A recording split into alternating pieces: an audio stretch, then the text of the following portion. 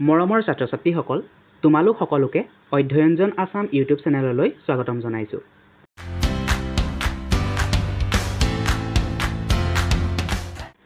ছাত্ৰ-ছাত্ৰীসকল, আজি আমি ক্লাছ 6ৰ ইংৰাজীৰ নতুন পাঠ্যপুথি ৰেইনবো 1ৰ যিটো পঞ্চমটো পাঠ ৰবিনসন ক্ৰুছো, সেই পাঠটোৰ অসমীয়া ভাঙনিসহ আলোচনা কৰিম। তোমালোকে এনেকুৱা এটা পৰিস্থিতি কল্পনা কৰা, য'ত এনেকুৱা এখন ঠাইত তুমি থাকিবলগীয়া হৈছে, য'ত তোমাৰ লগৰ সমনীয়া, বন্ধু-বান্ধৱী, মাৰা, দেউতাৰা, শিক্ষক-শিক্ষয়িত্ৰী, ওচৰ চুবুৰীয়া বা চিনাকি কোনোৱেই নাই। সেই ঠাইডোখৰত তুমি অকলশৰে আছা। তেনেকুৱা এখন ঠাইত তোমাৰ থাকিবলৈ কেনেকুৱা লাগিব? তেনেকুৱা ঠাই এখনত থাকিবলৈ তোমাৰ কি কি অসুবিধাৰ সন্মুখীন হ'ব পাৰে? নিশ্চয় তেনেকুৱা এটা পৰিস্থিতিত আমাৰ থাকি ভাল নালাগিব, নহয়নে বাৰু? কিন্তু ৰবিনসন ক্ৰুছো নামৰ যিজন ব্যক্তি আছিলে, তেওঁ এনেকুৱা এটা পৰিস্থিতিৰ সন্মুখীন হ'ব লগা হৈছিলে। তো আহাচোন লেচনটোত তেওঁৰ বিষয়ে কিনো কোৱা হৈছে জানিবলৈ চেষ্টা কৰোঁ। ইয়াত প্ৰথমে কি কোৱা হৈছে চোৱা। Look at the picture of the cover page of a book and read what is written on it. ইয়াত এটা কভাৰ পেজ দিয়া হৈছে। কভাৰ পেজ মানে কিতাপৰ বেতুপাত, মানে কিতাপৰ প্ৰথম পৃষ্ঠা। ইয়াত কিতাপ এখনৰ প্ৰথম পৃষ্ঠা দিয়া হৈছে। সেই কিতাপখনৰ প্ৰথম পৃষ্ঠাত কি লিখা আছে, সেই লিখাখিনি তোমালোকক পঢ়িবলৈ কৈছে। চোৱা কি লিখা আছে। The life and strange surprising adventurer of Robinson Crusoe. মানে ইয়াত কি কোৱা হৈছে, ৰবিনসন ক্ৰুছোৰ জীৱন আৰু দুঃসাহসিক আচৰিত নাভুত নাচুত কিছুমান দুঃসাহসিক ঘটনা। Who lived 8 and 20 years all alone in an inhabited island on the coast of America near the mouth of Great River Orinoco.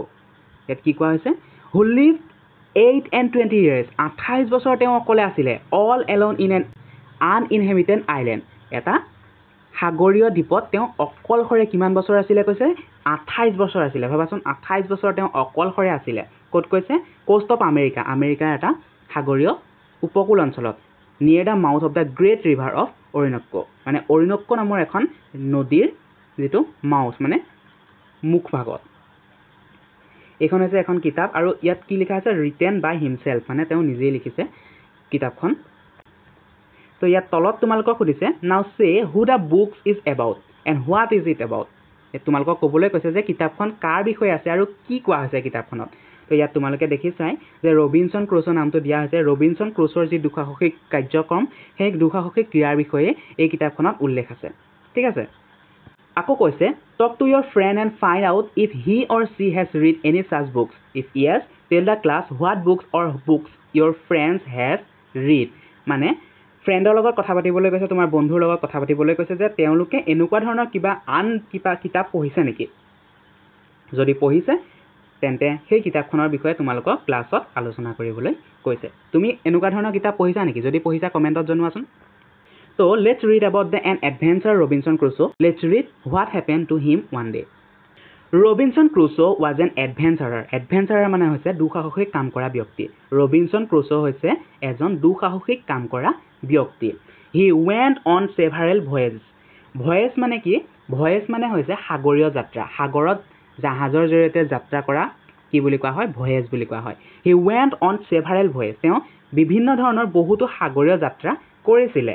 Unfortunately, during one voyage, the ship in which he was voyaging was destroyed. মানে কি হৈছে, unfortunately ঘটনাক্ৰমে এদিনাখন কি হ'ল যে তেওঁ এটা সাগৰীয় যাত্ৰাৰ মাজতে যিখন জাহাজৰ জৰিয়তে তেওঁ যাত্ৰা কৰি আছিলে, সেই জাহাজখন ধ্বংস হৈ গ'ল।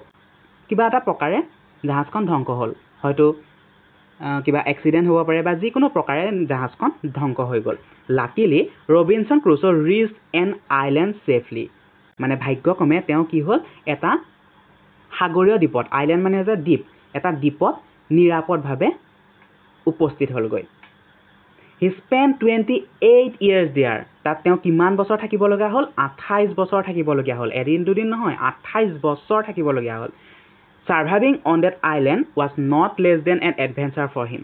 মানে ছাৰ্ভাইভিং কৰা মানে কি, তাত জীয়াই থাকিবলৈ যিখিনি আমাৰ প্ৰয়োজনীয় সা সামগ্ৰী, সেই সকলোখিনি গোটাই তেওঁ কেনেধৰণে জীৱন যাপন কৰিলে, কেনেধৰণে জীয়াই থাকিব পাৰিলে, সেই তাক কোৱা হয় ছাৰ্ভাইভিং। আৰু সেই এনেকুৱা এটা দ্বীপ য'ত নিৰ্জন, কোনো অকলশৰীয়া কোনো নাই তাত, তেনেকুৱা এটা দ্বীপত তেওঁ জীয়াই থাকিবলৈ যিখিনি সংগ্ৰাম কৰিবলগীয়া হৈছিলে, সেই সংগ্ৰাম কোনো দুঃসাহসিক কামৰ কামতকৈ কোনো দুঃসাহসিক কামতকৈ কোনো গুণেই কম নহয় এই কথা কোৱা হৈছে ঠিক আছে ইয়াৰ পিছৰখিনি চোৱা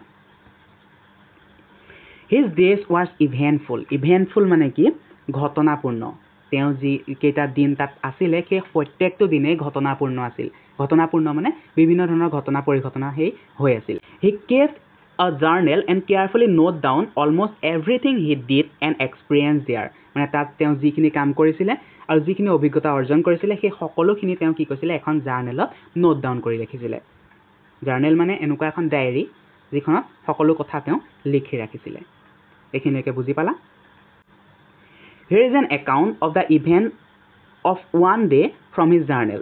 This will give glimpse of how Adventure Robinson Crusoe days were on the island. মানে কি কোৱা হৈছে Here is an account of the event of one day from his journal. তেওঁ যিখন জাৰ্নেল লিখিছিলে যিখন ডায়েৰীত তেওঁ গোটেইখিনি দিনৰ ঘটনা পৰিঘটনা লিখি গৈছিলে তাৰে এদিনৰ ঘটনা এই লেসনটোত তোমালোকক জনাবলৈ চেষ্টা কৰা হৈছে এই লেসনটোৰ জৰিয়তে তোমালোকে বুজি পাবা ৰবিনসন ক্ৰুছৰ আইল্যান্ডত তেওঁৰ যি সংগ্ৰাম আছিল যি এডভেঞ্চাৰ আছিল সেই দুঃসাহসিক কাম আছিল সেইখিনি তোমালোকে বুজিব পাৰিবা তো কি ক'লে যে ৰবিনসন ক্ৰুছো এজন কি আছিল দুঃসাহসিক ব্যক্তি আছিল তেওঁ কি কৰিছিল বিভিন্ন ধৰণৰ সাগৰীয় যাত্ৰা কৰিছিল আৰু এই এনেকুৱা এটা সাগৰীয় যাত্ৰাতে তেওঁ কি হৈছিল তেওঁ যিখন জাহাজ আছিল সেই জাহাজখন ধ্বংস হৈ গৈছিল আৰু ভাগ্যক্ৰমে তেওঁ কি হ'ল এটা দ্বীপত তেওঁ নিৰাপদভাৱে তেওঁ গৈ পাইছিল তাত তেওঁ কিমান বছৰ আছিল 28 বছৰ তেওঁ আছিল আৰু সেই 28 বছৰীয়া যেটো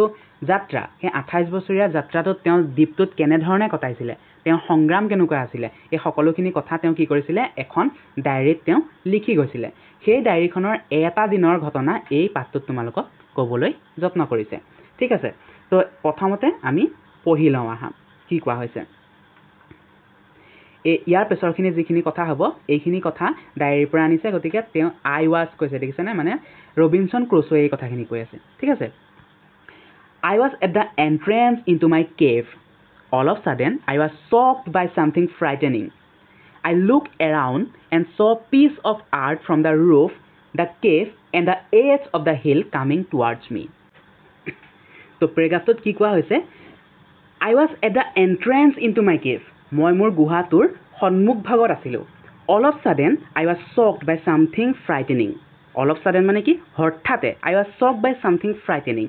ভয়ংকৰ কিবা এটাই মোক থতমত খুৱাইছিল shocked কৰি দিছিল I looked around মই ইফালে সিফালে চালো and saw piece of art from the roof, the cave and the edge of the hill coming towards me. মানে কি কৈছে piece of art from the roof মানে ওপৰ ভাগৰ গুহাটোৰ ওপৰ ভাগৰ পৰা মাটিৰ টুকুৰা কিছুমান খহি আহিছিল আৰু খহি আহি তেওঁৰ ফালে আহিবলৈ ধৰিছিল মানে কি কোৱা হৈছে তেওঁ গুহাটোৰ সন্মুখ ভাগত আছিল হঠাতে তেওঁ এটা কি হ'ল ভয়ংকৰ কিবা এটাই তেওঁ থতমত খুৱালে ভয়ংকৰ কি আছিল যে মাটি যি ৰূফ মানে হৈছে গুহাটোৰ ওপৰ ভাগৰ পৰা কি হৈছিল মাটি খহিবলৈ ধৰিছিল আৰু মাটি খহি আহি তেওঁৰ ফালে আহি আছিল I was very scared. I thought I would die if I stayed in the cave any longer. I knew I was not safe in the cave at that moment. So I ran out of the cave to the open. As soon as I stepped on the ground, I realized it was a terrible earthquake. ইয়াত কি কোৱা হৈছে I was scared. মই বহুত ভয় খাইছিলো. I thought I would die. মই ভাবিছিলো মই মৰি যাম. If I stayed in the cave any longer. মই ভাবিছিলো যে যদি মই এই গুহাটোত থাকো মই মৰি যাম. I knew I was not safe in the cave at that moment.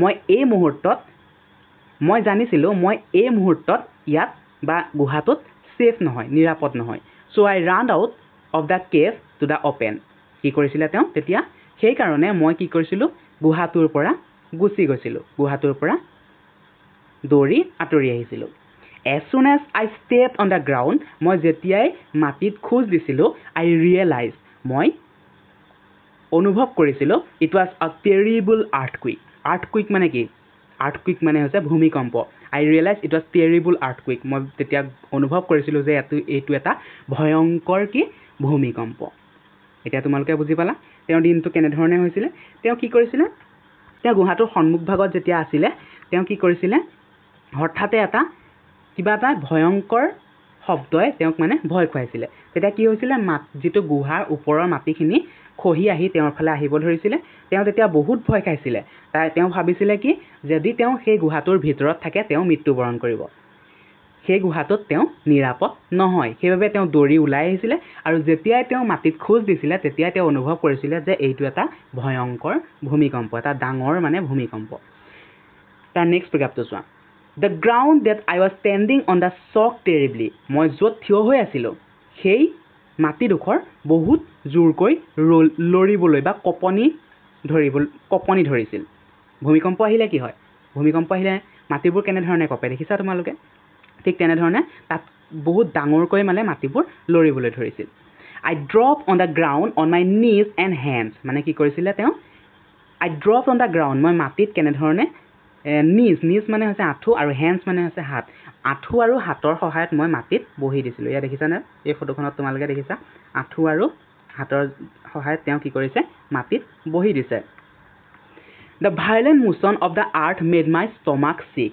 ইমানেই ডাঙৰ কঁপনি আছিলে ইমানেই ডাঙৰ কম্পন আছিলে ভূমিকম্পটো তেওঁৰ মানে পেটটোত বিষ অনুভৱ কৰি গৈছিলে There were 3 major shocks at about 8 minute distance মানে 8 মিনিটৰ মূৰে মূৰে তিনিটা ভূমিকম্প আহিছিলে বহুত ডাঙৰ তিনিটা ভূমিকম্প 8 মিনিটৰ মূৰে মূৰে আহিছিলে The earthquake was very powerful ভূমিকম্পটো বহুত পাৱাৰফুল আছিলে বহুত ভয়ংকৰ আছিলে It could have destroyed the strongest building on the earth মানে কি কোৱা হৈছে It could have destroyed the strongest building on the earth মানে মাটিৰ ওপৰত থকা বা পৃথিৱীত থকা আটাইতকৈ ডাঙৰ যেটো বিল্ডিং যেটো অট্টালিকা সেই অট্টালিকাটো ভাঙি দিব পৰা শক্তি সেই ভূমিকম্পটোৰ আছিলে I hear the deafening sound A ডিফেনিং sound মানে কি এটা ভয়ংকৰ শব্দ এটা লাউডলি এটা ডাঙৰ শব্দ তেওঁ কি কৰিছিলে শুনিছিলে It was the sound of a big rock falling into the sea এটো কিহৰ সাউন্ড আছিলে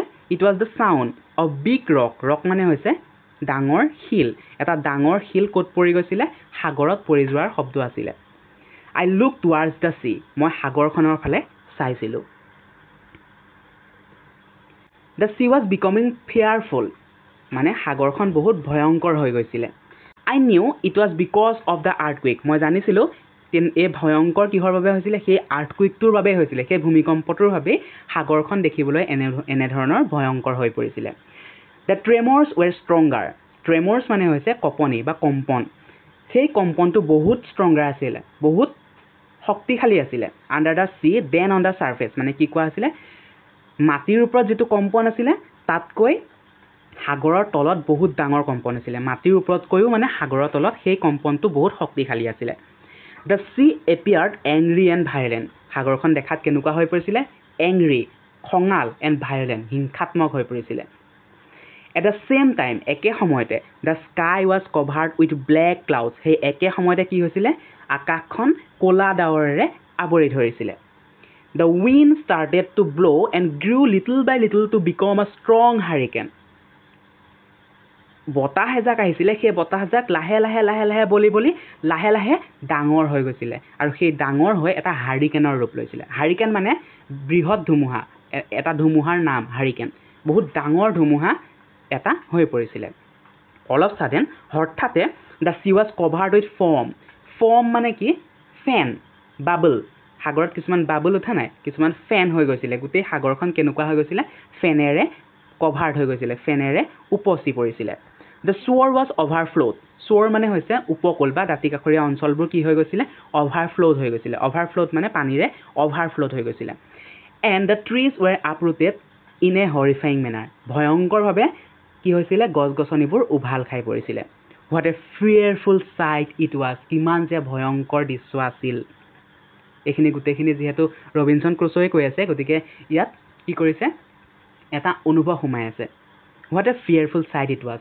কিমান ভয়ংকৰ ভাবাচোন কিমান কেনেকুৱা ভয়ংকৰ এটা পৰিস্থিতি দৃশ্য আছিল হয় নাই প্ৰথমতে তেওঁ কি কৈছিল কেভত আছিল গুহাত আছিল সেই গুহাত থাকোতে কি হৈছে ওপৰৰ পৰা মাটি পৰিবলৈ ধৰিছে তেওঁ ভয় খাইছিল তেওঁ ভাবিছিল যে গুহাটোত যেতিয়া আছে গুহাটোত তেওঁ যদি থাকে তো তেওঁ মৃত্যু হোৱাটো নিশ্চিত সেইবাবে তেওঁ কি কৰিছিল বাহিৰলৈ ওলাই আহিছিল বাহিৰলৈ ওলাই অহাৰ পিছতো তেওঁ দেখিছিল যে এটো এটা ভয়ংকৰ কি ভূমিকম্প আৰু ভূমিকম্পটো ইমানেই শক্তিশালী আছিলে যে কি কৰিছিলে ওপৰত যি শিল আছিলে সেই শিলবোৰ বহুত ডাঙৰ শব্দ কৰি সাগৰত পৰি গৈছিলে আৰু তেওঁ এইটো জানিছিলে যে মাটিৰ ওপৰত যিটো কম্পন হৈছিলে যিটো কঁপনি হৈছিলে সেই কম্পনটো মাটিৰ ওপৰতকৈও সাগৰৰ তলত বহুত ডাঙৰ হৈছিলে আৰু লাহে লাহে কি হৈছিলে আকাশখন ক'লা ডাৱৰেৰে আৱৰি ধৰিছিলে আৰু বতাহ এজাক বলি আছিলে সেই বতাহজাক লাহে লাহে লাহে লাহে ডাঙৰ হৈ এটা হাৰিকেনৰ ৰূপ লৈছিলে এটা ডাঙৰ ধুমুহাৰ ৰূপ লৈছিলে আৰু লগে লগে সাগৰখন কি হৈ গৈছিলে